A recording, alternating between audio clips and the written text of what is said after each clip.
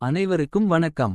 இன்று நாம் தமிழ் மூதாட்டி ஔவையார் அருளிய கொன்றை வேந்தன் நூலில் உள்ள ஒரு அற்புதமான வாழ்வியல் தத்துவத்தை பற்றி பார்க்கப் போகிறோம். அந்த வரிகள் கிட்டாதாயின் வெட்டென மற. பொருள். இதன் பொருள் மிகவும் எளிமையானது, ஆனால் ஆழமானது. ஒரு பொருள் அல்லது ஒரு இலக்கு நமக்கு கிடைக்காது என்று உறுதியாகத் தெரிந்த பின்பு அதைப் பற்றிய சிந்தனையை ஒரு கத்தியால் வெட்டுவது போல உடனே மனதிலிருந்து நீக்கிவிட வேண்டும். விளக்கம்.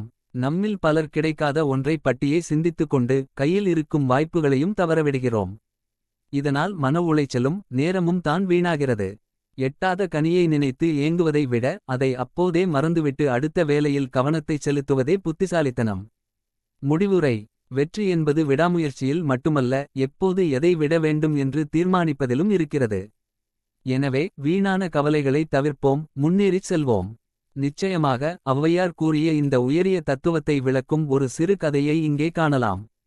உதாரண கதை. செதுக்கப்படாத சிலையும் செதுக்கிய சிற்பியும். ஒரு ஊரில் புகழ் பெற்ற சிற்பி ஒருவர் இருந்தார்.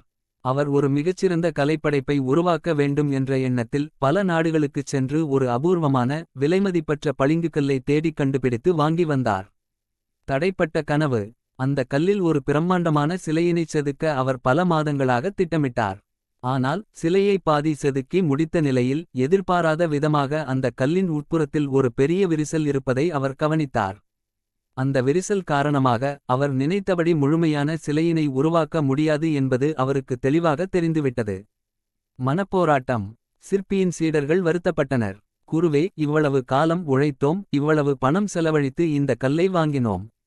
இப்போது இது வீணாகிவிட்டதே என்று புலம்பினார்கள். அவர்கள் அந்த கல்லையே பார்த்து கொண்டு கவலையில் ஆழ்ந்தனர். மறந்து நகர்த்தல். கிட்டாதாயின் வெட்டென மற. ஆனால் அந்தச் சிற்பி ஒரு நிமிடம் கூட வருந்தவில்லை. இந்த கல்லில் முழு உருவச் சிலை கிட்டாது என்பது தெரிந்துவிட்டது. இனி இதைப் பற்றி சிந்திப்பதில் பயன் இல்லை என்று கூறி அந்த எண்ணத்தை உடனே மனதிலிருந்து வெட்டென மறந்தார். அவர் அடுத்த வினாடியே அந்த விரிசல் இல்லாத மற்ற சிறிய பகுதிகளை பிரித்தெடுத்தார். அதே கல்லில் இருந்து அழகான சிறிய சிலைகளையும் கைவினைப் பொருட்களையும் உருவாக்கினார். கிடைத்த வெற்றி. பெரிய சிலை கிடைக்கவில்லை என்றாலும் அவர் உருவாக்கிய அந்தச் சிறிய கலைப்பொருட்கள் மக்களிடம் பெரும் வரவேற்பை பெற்றன. பெரிய சிலையைப் பற்றி அழுதுகொண்டு அங்கேயே முடங்கி போயிருந்தால் அவருக்கு இந்த புதிய வெற்றியும் புகழும் கிடைத்திருக்காது. கதையின் நீதி.